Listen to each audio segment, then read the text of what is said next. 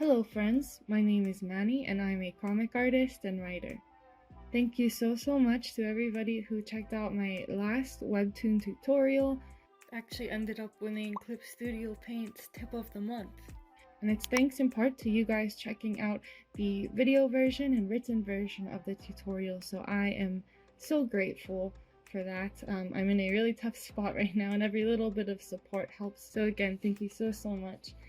This is kind of like a loose part 2 to that video, so if you haven't seen it, it was a comprehensive guide that kind of went over the entire comic production pipeline, like from start to finish. In this video, we're going to focus on pre-production, as the name suggests, the period before the actual comic production pipeline. So, if you are kind of like, I don't even know where to start, I'm still brainstorming and I don't really know how to organize everything, this would be a good video for you. So let's dive right in.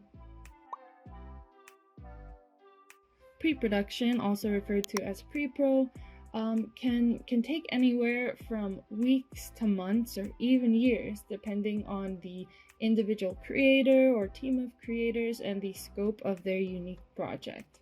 In order to take full advantage of this stage, you want to plan out the direction of your series to the best of your ability, like brainstorming, scripting, writing script treatments or outlines.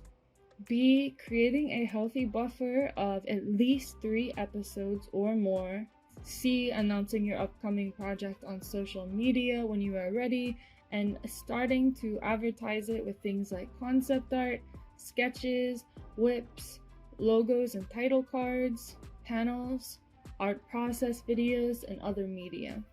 And D, creating concept art, which in the field of animation and other sequential arts like comics is typically referred to as visual development. You'll typically hear concept art when talking about live action film and video game development. Examples of visual development or viz dev art include creature designs, prop designs, environment designs, and environment paintings, and of course, character art such as character reference sheets and character lineups and turnarounds. Okay, so now we know everything we're gonna have to do during this period. Where do we start? If you are unsure of where you want to start when writing your story, I would recommend working on your characters first to create a character-driven narrative. These types of narratives often feel more immersive and believable because they are powered by human emotions, wants, and needs that readers can understand and latch onto. In a character-driven narrative, the events of the story all tie in to the character development of your cast. So this doesn't mean that your story should not have a strong plot, but that said plot should be driven by your characters' need to change and grow as people. There are a lot of different templates you could use for character sheets and design sheets, and WEBTOON actually has their own resources for this. So here under the Creators 101 section, there is a section with downloadable resources, which I will link in the description box below so that you can download these sheets we're going to go over. One of these sheets is called the character sheet here, and it's available in a PDF version. When filling out this sheet, pay particular attention to the character's wants and needs section. Establishing these wants and needs, and more importantly, a contrast between wants and needs, is the fulcrum of a character-driven narrative. As your story progresses, your character should move away from the safety net of their wants and fulfill their needs or duties in their call to adventure. For example, my character Riley, he's the protagonist of my fantasy series Earth Eaters. His struggle between accepting his need is the focal point of my call to action entry. So essentially, his safety net, as dark as it sounds, is just kind of accepting his demise. At the beginning of the story, he has given up. He feels like there is no hope left, and it gets so bad that even when he is given a chance, and if he acts quickly enough, they would be able to escape, and he's literally unfettered and freed from his shackles, he does not even want to try because he is so defeated. It is not until he realizes that his actions, or lack thereof, are sealing the fate of other people, aka his family who is desperately searching for him, his little sisters who need him, and his lover who is trying to save him and offer him a way out. It is not until that moment that he realizes that his need to protect his loved ones outweighs his want to kind of just sit and stew in his misery. And while our real lives don't always include dungeons or dragons, that want to kind of just give up because the world has been beating you down, and grappling with all that grief and trying to find a reason to want to get better and to want to get out of your situation. That's something that unfortunately a lot of us at some points in our lives are going to have to go through. And those are the most powerful stories, I think. The things that we can all relate to regardless of our backgrounds or stations in life. Okay, so once you have fleshed out your character and you've gotten to know them a little bit more, it is time for the fun part, the character design. So another helpful resource from WEBTOON is the character design sheet. This helps keep your character art on model and maintain continuity throughout the drawing process. Now that you've gotten to know your character better, make sure their personality really shines through this design. Use what you know about them to inform the design choices you make.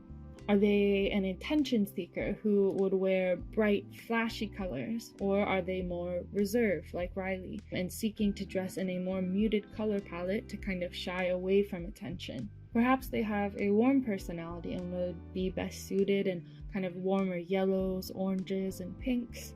This is what I did for Riley, because while shy and reserved, he is very affectionate toward his loved ones and is kind of like the rock of the people around him. And note that I am doing a 2-point turn here at the front and the back. Now, if I were, say, a visual development artist working with a team of other artists and animators, you know, I would want to do maybe like a 6 to 8 point turn, especially with an asymmetrical character like Riley, who has, you know, features like the scar on one side and uneven piercings. But though it is a lot of work, the good thing about being an indie comic creator is that you are mainly doing this for your own reference. And so in this section, you know, don't get too caught up in the formality, you know, thinking of all the rules of a character design sheet. Just stick to what is going to be the best reference for you in order to keep your character on model, which means no matter which way you draw them, it is going to look like the same person.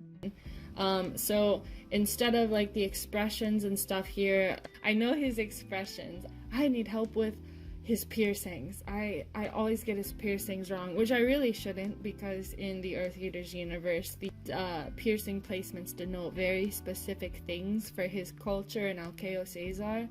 Particularly black piercings are for loved ones who have passed away, so they're remembrance piercings. So, you know, if I put the piercing in the wrong place, it's like, I feel like I'm disrespecting the dead, but anyway. Moving along. So once we have created a cast of characters, it is time to create their story.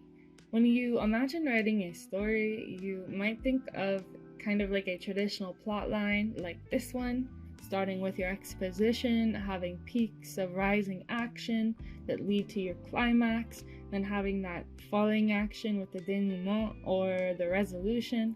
And following this general structure is a tried and true method that works particularly well for plot-driven narratives. However, if you are struggling to figure out where you want your webtoon to start, there is another model that may be helpful. When structuring character-driven narratives, I sometimes take inspiration from Joseph Campbell's model of the hero with 1,000 faces, which looks something like this. So Joseph Campbell studied countless myths written throughout history, like over the course of thousands of years, and he found that most of their heroes throughout history have shared similar stories. They start out living in the ordinary world until they are called to adventure, refusing the call at first until something drives them to cross the threshold into a realm of opportunity, meeting their mentor, making allies and enemies, and learning to wield their true power as they face the ultimate ordeal before achieving atonement and returning home a hero. Just think of your favorite sci-fi space odyssey or mountain trekking fantasy, and you will find that the hero with 1,000 faces is super familiar. In fact, George Lucas credited Joseph Campbell as influencing Lucas's narrative for Star Wars, which is my favorite IP of all time. I will find a way to slip Star Wars into every video, that is a promise. But from a writing standpoint, this model is perfect for character-driven narratives, like we talked about before, because it forces your character to undergo change and give up that want we were talking about to stay in the ordinary world in order to fulfill the true needs of themselves and others. For example, in that call to action entry I was talking about earlier, I kind of created like a condensed version of this model to write it. And of course, per the call to action requirements, I had to fit a self-contained, action-filled narrative into a single episode, but long-form webtoon series are typically episodic, meaning that you're going to be intermittently releasing episodes with weekly or greater gaps in between, and as such, each episode will need to stand on its own in some way.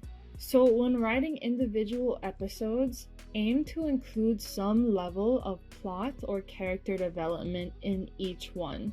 This doesn't mean that there has to be an epic battle in every scene, but that each episode contributes to the overarching story in some capacity. This could be an important conversation or a story beat within that conversation that shifts its tone, a startling revelation or a quiet, simple thought in which a character reflects on something they've been avoiding. You could introduce a new character, reveal a flashback out of context to leave your audience wondering, which I am very guilty of in the mind's eye, or explain a flashback that you slipped into an earlier episode. The possibilities are really endless. So there are an infinite number of ways to approach storytelling. This is by no means a definitive or quote-unquote correct approach, just some tips to think about. Some creators start with the overarching plot of their story and create characters based around roles needed to fit into that narrative, kind of like the opposite of what we did. Others take a more visual approach and start off by creating character designs, then fleshing out their character's personality and motivations after seeing them and getting to know their likeness. In the end, you simply have to find what works best for you. So how long does this all take? As we discussed in the beginning, pre-production can take anywhere from weeks to months and in some cases years. That has honestly been the case with Earth Eaters. In my opinion, there's no right or wrong amount of time that you quote-unquote should spend on your comic in any stage of production. However, I would encourage artists and writers at any skill level to publish your series when you feel adequately prepared to do so, rather than wait until you feel that your art and story are perfect. Because, spoiler alert, there is no such thing as perfect when it comes to art. We've all heard that art is subjective. So many people say that, but it's hard to take in and really understand that and apply it to yourself, because we're our own worst critics and we're always going to be hard on ourselves still. I have been putting off making Earth Eaters for years because I was so scared that I would disappoint my characters. I have such a vivid vision of what my characters look like, sound like, and act like, and feel like in my head, because I've known them for so long. It's scary to take these characters which are you put on a pedestal in your mind and are so perfect and almost like godlike, and it's hard to put them on a page and grapple that fear of, am I going to do them justice? But again, and take this as a comfort rather than a letdown, you're never going to get it perfect because there's no such thing as perfect. And not only do you not have to be perfect to succeed, on the contrary, your readers are going to love seeing the improvement in your art and story as that story progresses and you grow along the way.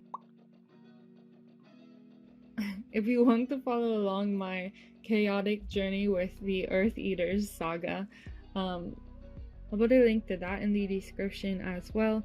I'm going to be updating it with an announcement for the relaunch in a few days actually, so I'm really excited for that, and I hope that you are able to do the same. I hope that these tips again were helpful if you are planning on doing your own series. If this video was helpful, feel free to subscribe and stick around, leave a like, and consider supporting me on places like Ko-Fi or Patreon, the latter of which I post on almost every day. That is the way to stay most up to date.